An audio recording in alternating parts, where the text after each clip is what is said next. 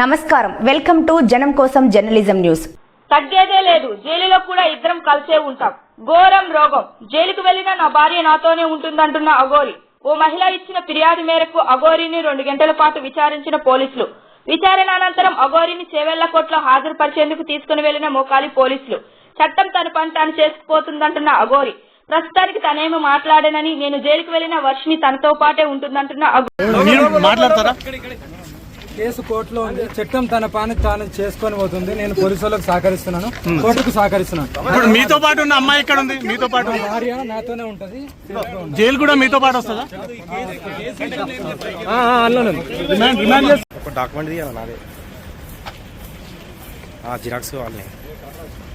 ఒక్క నిమిషం ఫోన్ చేస్తున్నా, ఒక విజువల్ తీస్తున్నావు.